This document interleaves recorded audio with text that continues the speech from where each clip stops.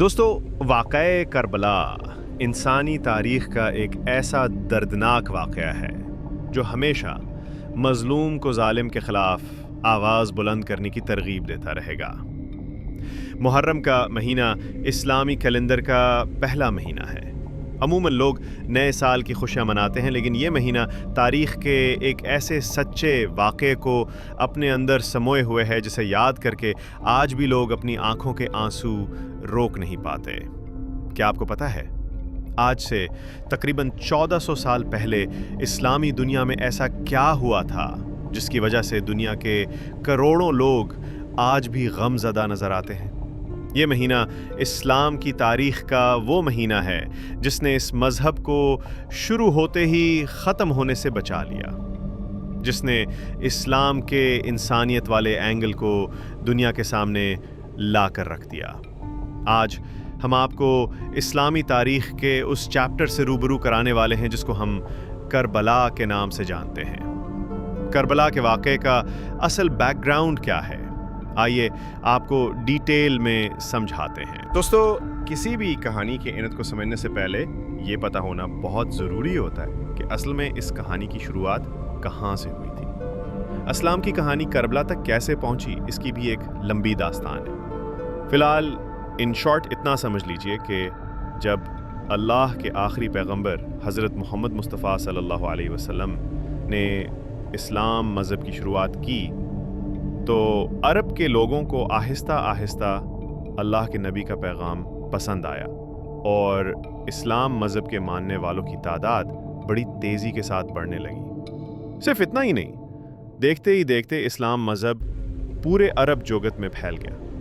یہاں غور کرنے والی بات یہ ہے کہ اللہ کے آخری نبی نے اپنی زندگی میں یہ اعلان بھی کر دیا تھا کہ وہ اللہ کے آخری پیغمبر ہیں اور ان کے بعد پیغمبر آنے کا یہ سلسلہ ختم ہو جائے گا۔ آپ کی معلومات کے لیے بتا دیں، حضرت محمد مصطفیٰ صلی اللہ علیہ وسلم کی ایک بیٹی تھی جن کا نام فاطمہ تھا۔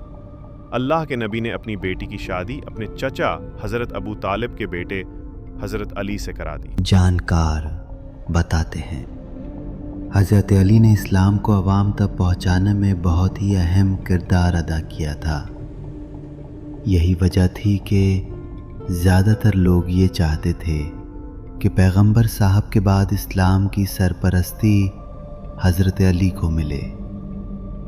کئی لوگوں کا یہ کہنا ہے کہ اپنے آخری حج سے لوٹتے وقت غدیر خم کے میدان میں اللہ کے نبی نے اپنی زندگی میں ہی اس بات کا اعلان کر دیا تھا کہ میرے بعد حضرت علی ہی اسلام کے لیڈر ہوں گے، اور وہ باقاعدہ اس بات کو لے کر اللہ کے نبی کی حدیث اور ثبوت بھی پیش کرتے ہیں۔ خیر، جو کچھ بھی ہو، جب 8 جون سن 632 عیسوی کو اللہ کے نبی کا وصال ہوا تو کچھ لوگ اقتدار کے لالچی ہو گئے۔ یہاں آپ کو بتاتے چلے کہ اصل میں کچھ لوگ اسلام مذہب میں ایسے بھی شامل ہو گئے تھے جو پہلے تو اسلام کے دشمن تھے، لیکن جب اسلام کی بڑھتی طاقت کے سامنے ان کی ایک نہ چلی تو انہوں نے بھی اسلام مذہب کو قبول کر لیا۔ جانکار بتاتے ہیں ان کا مقصد صرف اور صرف اسلام کی بڑھتی طاقت کا استعمال کرنا تھا۔ اسلام کے انہی لوگوں نے حضرت علی کو نبی کا وارث ماننے سے انکار کر دیا اور خود اقتدار کی کرسی پر جا کر بیٹھ گئے۔ انہی لوگوں میں سے ایک شخص یزید کا باپ معاویہ بھی تھا۔ اس طرح اسلام مذہب کے ماننے والے 2 خیموں میں بٹ گئے۔ ایک تو وہ لوگ تھے جو حضرت علی کے ساتھ تھے، دوسرے وہ لوگ جو ان کے خلاف تھے۔ فی الحال یہ سلسلہ یوں ہی چلتا رہا۔ آخر کار بعد میں جا کر حضرت علی کو اسلام کی خلافت دی گئی اور کچھ اس طرح وہ مسلمانوں کے چوتھے خلیفہ بنے۔ دوستو، حضرت علی کے 2 بیٹے تھے، ایک کا نام تھا حضرت امام حسن اور دوسرے کا نام تھا حضرت امام حسین۔ امام حسن حضرت علی کے بڑے بیٹے تھے، اس لحاظ سے آگے چل کر امام حسن ہی اسلام کے خلیفہ بننے والے تھے، لیکن اس وقت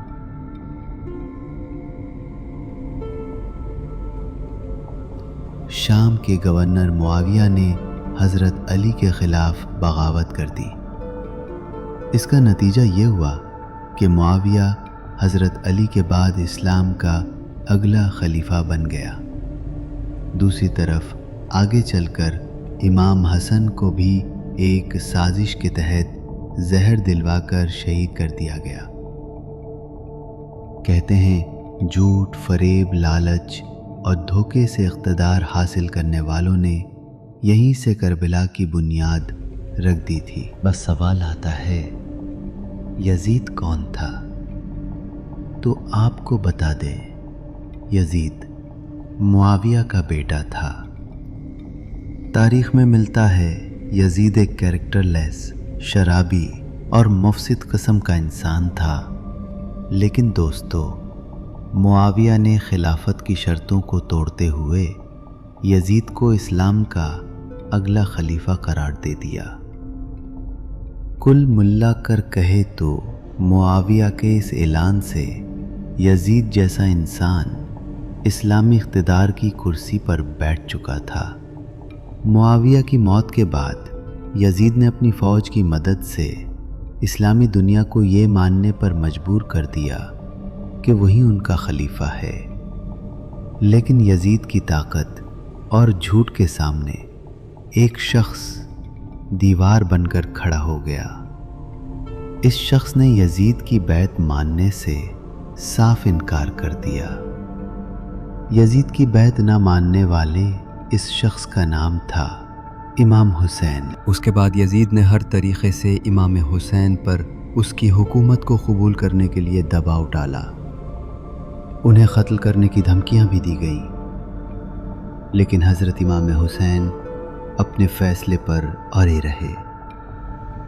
تمام کوششوں کے بعد بھی جب یزید کو یہ سمجھ آ گیا کہ امام حسین اس کی بیعت نہیں کریں گے، تو اس نے امام حسین کو قتل کرنے کا منصوبہ بنانا شروع کر دیا۔ دوسری طرف جب امام حسین کو یہ پتہ چلا کہ یزید انہیں ختم کرنا چاہتا ہے، تو انہوں نے 4 مئی سن 680 عیسوی کو مدینہ چھوڑ کر مکہ کی طرف جانے کا فیصلہ کر لیا اور وہ کعبہ کی طرف روانہ ہوئے۔ یزید کو جب امام حسین کے کعبہ کی طرف جانے کی خبر ملی تو اس نے کعبہ کی طرف اپنی فوج بھیج دی۔ تاریخ میں ملتا ہے کہ وہ امام حسین کو کعبہ کے اندر ہی قتل کروانا چاہتا تھا، لہٰذا جب حضرت امام حسین کو اس بات کا علم ہوا تو وہ عراق کے ایک شہر کربلا کی طرف چل دیے۔ وہ یہ چاہتے تھے کہ کعبے کے آس پاس خون خرابہ نہ ہو اور یہیں سے کربلا پہنچنے کے سفر کی شروعات ہوتی ہے۔ اس کے بعد میں ملتا ہے کہ انہوں نے کربلا پہنچ کر کچھ زمین خریدی اور وہاں اپنے خیمے لگا لیے۔ امام حسین کو لگتا تھا کہ کربلا میں انہیں لوگوں کا حمایت ملے گا، لیکن ایسا نہیں ہوا۔ کوفہ اور عراق کے وہ لوگ جو انہیں دن رات خط لکھتے تھے، یزید کے ڈر سے ان سے ملنے تک نہیں آئے۔ دوستو، کربلا کے اس واقعے کو ایک جنگ کہنا صحیح نہیں ہوگا، کیونکہ جنگ تو تب ہوتی ہے جب دونوں طرف سے جنگ کی خواہش ہو۔ امام حسین صرف 72 ساتھیوں کے ساتھ کربلا آئے تھے۔ ان کا مقصد جنگ کرنا نہیں تھا، لیکن یزید نے اپنی 1 لاکھ سے زیادہ کی فوج کو کربلا کی طرف روانہ کر دیا۔ یزید کا مقصد صاف تھا، وہ امام حسین کو زندگی کا خوف دکھا کر ان سے بیعت لینا چاہتا تھا۔ تاریخ میں ملتا ہے کہ یزید نے پہلے تو حضرت امام حسین کو فوج کا ڈر دکھایا، لیکن اس کے باوجود بھی انہوں نے یزید کی بیعت سے صاف انکار کر دیا۔ اپنی بات نہ بنتے دیکھ کر یزیدی فوج نے حضرت امام حسین اور ان کے ساتھیوں پر 6 محرم کو پانی بند کر دیا۔ تاریخ میں ملتا ہے کہ امام حسین کے چھوٹے چھوٹے بچے 3 دن کے بھوکے پیاسے تڑپتے رہے، لیکن یزیدی فوج کو ان پر ترس نہ آیا۔ یزید کی فوج کربلا میں کیسی حیوانیت پر اتر آئی تھی، اس کا اندازہ اس بات سے لگایا جا سکتا ہے کہ جب حضرت امام حسین کا 6 ماہ کا چھوٹا سا بچہ علی اصغر پیاس کی شدت کی وجہ سے اپنے چھوٹے سے جھولے میں تڑپنے لگا، تب امام حسین اپنے 6 ماہ کے بیٹے علی اصغر کو یزید کی فوج کے سامنے لے گئے۔ انہوں نے یزید کی فوج سے کہا کہ تمہاری لڑائی مجھ سے ہے، اس 6 ماہ کے بچے نے تمہارا کیا بگاڑا ہے؟ یہ بچہ پیاس سے تڑپ رہا ہے، کم از کم اس بچے کو تو پانی دے دو۔ تاریخ میں ملتا ہے کہ حضرت امام حسین کی یہ باتیں سن کر یزید کی فوج میں کھلبلی مچ گئی۔ فوج کے کچھ سپاہی بچے کو دیکھ کر منہ چھپا کر رونے لگے، لیکن یزیدی فوج کے ایک کمانڈر جس کا نام حرملہ تھا، اس نے 3 نوک والا تیر اس چھوٹے سے بچے کی طرف چلا دیا۔ یہ تیر سیدھا علی اصغر کے گلے پر جا کر لگا۔ امام حسین کا یہ چھوٹا سا بچہ وہیں پر شہید ہو گیا۔ کربلا کے میدان میں یہ ظلم و بربریت کی انتہا تھی۔ دوستو، کہا جاتا ہے کہ حضرت امام حسین نے جنگ کو ٹالنے کی تمام کوششوں کے بعد جب یہ طے ہو گیا کہ اب یہ جنگ ہونی ہی ہے، تب انہوں نے جنگ سے 1 دن پہلے یعنی 9 محرم کو اپنے تمام 72 سپاہیوں کو ایک خیمے میں جمع کیا اور خیمے کے اندر جل رہے چراغ کو بجھا دیا۔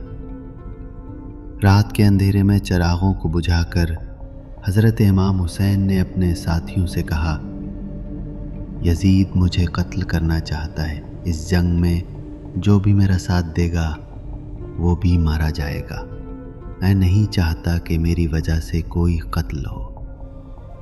تم لوگوں میں سے جو کوئی بھی یہ جنگ چھوڑ کر جانا چاہتا ہے وہ جا سکتا ہے، مجھے اس سے کوئی شکایت نہیں ہو۔ یہاں سے جانے والوں کو یزید کی فوج کچھ بھی نہیں کہے گی، کسی کے قدم مجھے دیکھ کر نہ رکیں، اس لیے میں نے اندھیرا بھی کر دیا ہے۔ آپ لوگ اپنے فیصلے کے لیے پوری طرح سے آزاد ہیں۔